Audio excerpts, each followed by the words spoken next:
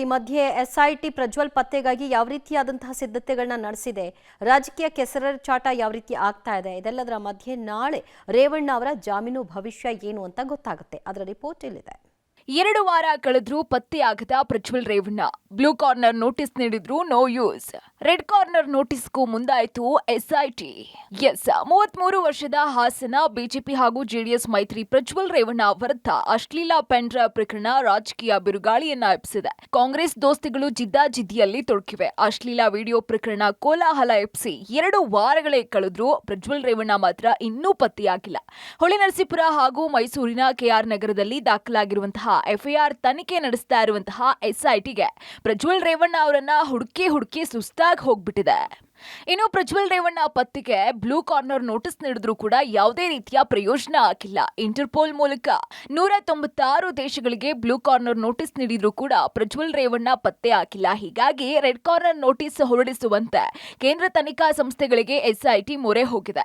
Red corner notice ಹೊರಡಿಸೋದಕ್ಕೆ CBI ಜೊತೆ ಸಂಪರ್ಕ ಸಾಧಿಸ್ತಾ ಇರುವಂತಹ ಎಸ್ಐಟಿ ಅಧಿಕಾರಿಗಳು ಇಂಟರ್ಪೋಲ್ ಮೂಲಕ ರೆಡ್ ಕಾರ್ನರ್ ನೋಟಿಸ್ ಹೊರಡಿಸುವಂತೆ ಮನವಿಗೆ ಸಿದ್ಧತೆಯನ್ನ ಮಾಡಿಕೊಂಡಿದ್ದಾರೆ. ಪ್ರಜ್ವಲ್ ಬಂಧನಕ್ಕೆ ಎಸ್ಐಟಿ ವಿದೇಶಕ್ಕೆ ಹೋಗಲ್ಲ. ಗೃಹ ಸಚಿವ ಡಾಕ್ಟರ್ ಜಿ ಪರಮೇಶ್ವರ್ ಸ್ಪಷ್ಟನೆ.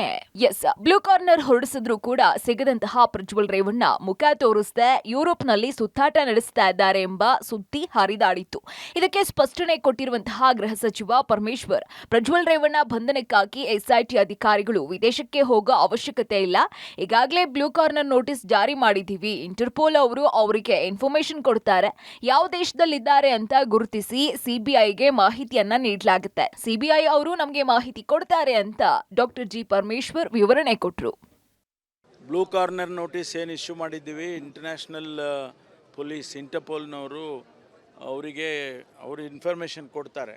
ಯಾವ ರೆಸ್ಪೆಕ್ಟಿವ್ ಕಂಟ್ರಿಯಲ್ಲಿ ಅವರು ಐಡೆಂಟಿಫೈ ಆಗ್ತಾರೆ, ಅವರಿಗೆ ತಿಳಿಸ್ತಾರೆ. ಆಮೇಲೆ ನಮ್ಮ ಏಜೆನ್ಸಿಗಳಿಗೂ ಗೊತ್ತಾಗುತ್ತೆ, CBI ಗೊತ್ತಾಗುತ್ತೆ, ಅದರ ಮೂಲಕ ನಮಗೆ ಗೊತ್ತಾಗುತ್ತೆ.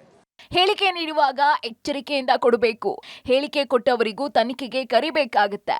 ಇನ್ನು ಪ್ರಜ್ವಲ್ ರೇವಣ್ಣ ಕೇಸ್ ಬಗ್ಗೆ ಸಾರ್ವಜನಿಕರಾಗ್ಲಿ ಅಥವಾ ರಾಜಕೀಯ ನಾಯಕರಾಗ್ಲಿ ಯಾವುದೇ ಹೇಳಿಕೆಗಳನ್ನ ಕೊಡುವಾಗ ಎಚ್ಚರಿಕೆಯಿಂದ ಕೊಡಬೇಕು.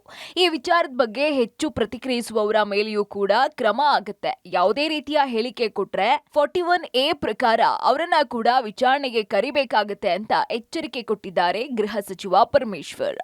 ಸಾರ್ವಜನಿಕರಿಗೆ ಅಥವಾ ನಮ್ಮ ನಾಯಕರುಗಳಿಗೆ ಹೇಳಿಕೆಗಳನ್ನು ಕೊಡುವಾಗ ಸ್ವಲ್ಪ ಎಚ್ಚರಿಕೆಯಿಂದ ಕೊಡಬೇಕು. ಇಲ್ಲ ಅಂತಂದರೆ ಅವರನ್ನು ಕೂಡ ಕರೆದು ಇನ್ವೆಸ್ಟಿಗೇಷನ್ಗೆ ನಾವು ಅವ್ರು ಏನು ಹೇಳ್ತಾರೆ ಅವರನ್ನು ಕೂಡ ನಾವು 41A ಪ್ರಕಾರ ಅವ್ರನ್ನು ಕೂಡ ಕರಿಬೇಕಾಗ್ತದೆ. ಬಿಜೆಪಿ ಕಾಂಗ್ರೆಸ್ ನಡುವೆ ಸಿಬಿಐ ತನಿಖೆ ವಾರ್. ಪ್ರಜ್ವಲ್ ರೇವಣ್ಣ ವಿದೇಶದಲ್ಲಿ ತಲೆ ಮರೆಸಿಕೊಂಡಿದ್ದಾರೆ. ಸದ್ಯಕ್ಕೆ ಪ್ರಜ್ವಲ್ ರೇವಣ್ಣ ಭಾರತಕ್ಕೆ ಬರೋದು ಡೌಟ್. ಎಸ್ಐಟಿ ಅಧಿಕಾರಿಗಳು ತನಿಖೆಯನ್ನ ಮುಂದುವರಿಸಿದ್ದಾರೆ. ಆದ್ರೆ ದೋಸ್ತಿ ನಾಯಕರಿಗೆ ಎಸ್ಐಟಿ ತನಿಖೆ ಮೇಲೆ ನಂಬಿಕೆ ಇಲ್ಲ. ನಿಷ್ಪಕ್ಷಪಾತ ತನಿಖೆ ನಡೀತಾ ಇಲ್ಲ, ಸಿಬಿಐಗೆ ವಹಿಸಿ ಅಂತ ಆಗ್ರಹಿಸಿದ್ದಾರೆ. ಅಪರಾಧಿಗಳನ್ನ ಎಸ್ಐಟಿ ಬಂಧಿಸಿಲ್ಲ, ಮಾಹಿತಿ ಕೊಟ್ಟವರನ್ನ ಬಂಧಿಸಿದ್ದಾರೆ ಅಂತ ಬಿಜೆಪಿ ನಾಯಕರು ಕಿಡಿಕಾರಿದ್ದಾರೆ. ಯಾರು ಸಮರ್ಥನೆ ಮಾಡೋ ಪ್ರಶ್ನೆನೇ ಇಲ್ಲ. ಆದರೆ ತನಿಖೆ ಯಾವ ರೀತಿ ಆಗ್ತಾ ಇದೆ ಅನ್ನೋದನ್ನು ಜನ ಪ್ರಶ್ನೆ ಮಾಡ್ತಾ ಇದ್ದಾರೆ. ನ್ಯಾಷನಲ್ ಕಮಿಷನ್ ಆಫ್ ವುಮನ್ಗೆ ಕಂಪ್ಲೇಂಟ್ ಹೋಗಿದೆ, ಒತ್ತಾಯಪೂರ್ವಕ ಕಂಪ್ಲೇಂಟ್ಗಳು ಬರ್ತಾ ಇದೆ. ಇನ್ನು ಯಾರು ಅದ್ರ ಬಗ್ಗೆ ಮಾಹಿತಿಯನ್ನು ಕೊಟ್ಟಿದ್ದಾರೆ ಅವ್ರ ಮೇಲೆ ಕಂಪ್ಲೇಂಟ್ ಮಾಡಿರುವಂಥದ್ದು. ಹೀಗೆ ಒಂಥರ ಅಪರಾಧಿಗಳನ್ನು ಕರೆತಂದು ಶಿಕ್ಷೆ ಮಾಡಬೇಕು. SIT ಪ್ರಥಮ ಕರ್ತವ್ಯ ಅದು. ಅದನ್ನು ಬಿಟ್ಟು ವಿಚ್ ಹಂಟಿಂಗ್ ಮಾಡ್ತಾಯಿದ್ದಾರೆ. ಈ ವಿಚ್ ಹಂಟಿಂಗ್ ಮಾಡುವಂಥದ್ದು ತನಿಖೆ ಸಂಪೂರ್ಣವಾಗಿ ದಾರಿ ತಪ್ಪಿದೆ. ಅದಕ್ಕಾಗಿ SIT ತನ್ನ ಪ್ರಾಥಮಿಕ ಮೂಲ ಕರ್ತವ್ಯ ಏನಿದೆ, ಅಪರಾಧಿಗಳನ್ನು ತಂದು ವಿಚಾರಣೆ ಒಳಪಟ್ಟು ಶಿಕ್ಷೆ ಮಾಡುವಂಥದ್ದು, ಅದಕ್ಕೆ ಗಮನ ಕೊಡುವುದು ಸೂಕ್ತ. ವಿಚ್ ಹಂಟಿಂಗ್ ಕೈ ಬಿಡಬೇಕು ಅಂತ ಪ್ರಕರಣಕ್ಕೆ ಸಂಬಂಧಪಟ್ಟಂಥ ಮೂಲ ಪ್ರಕರಣ ಮತ್ತು ಇತರ ಪ್ರಕರಣಗಳು ಯಾರ್ಯಾರು ಸಂಬಂಧ ಬರ್ತದೆ ಅವರೆಲ್ಲರನ್ನು ವಿಚಾರಣೆ ಒಳಗೆ ಬಂದಾಗಲೇ ಸಂಪೂರ್ಣ ತನಿಖೆ ಆಗುತ್ತೆ. ಅದಕ್ಕಾಗಿ ನಾವು ಹೇಳ್ತಿರೋದು CBI ಕೊಟ್ಟುಬಿಟ್ರೆ ನಿಷ್ಪಕ್ಷಪಾತ ತನಿಖೆ ಆಗುತ್ತೆ. ನಮ್ಮ BJPಯ ಸ್ಪಷ್ಟ ನಿಲುವು, JDS ಏನು ಹೋರಾಟ ಮಾಡ್ತಾ ಇದಕ್ಕೆ ನಾವು ಬೆಂಬಲ ಕೊಡ್ತೀರಿ. ಇಲ್ಲಿ CBI ತನಿಖೆ ಆಗಬೇಕು. CBI ತನಿಖೆ, ಯಾಕಂದರೆ ಯಾರ್ಯಾರು ಇದಕ್ಕೆ ಕಂಪ್ಲೇಂಟ್ದಾರರಿದ್ದಾರೆ ಅವ್ರ ಮೇಲೇ ಕೇಸ್ ಹಾಕುವಂಥದ್ದು ಆಗ್ತಾಯಿದೆ.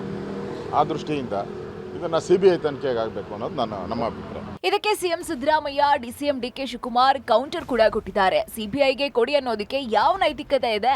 ನಮ್ಮ ಪೊಲೀಸರ ಮೇಲೆ ನಂಬಿಕೆ ಇಲ್ವಾ ಅಂತ ತಿರುಗೇಟನ್ನ ಕೊಟ್ಟಿದ್ದಾರೆ. ನಮ್ಮ ಪೊಲೀಸ್ನವ್ರ ಕೈಲಿ ಮಾಡಿಸ್ತಾ ಇದ್ದೀವಿ.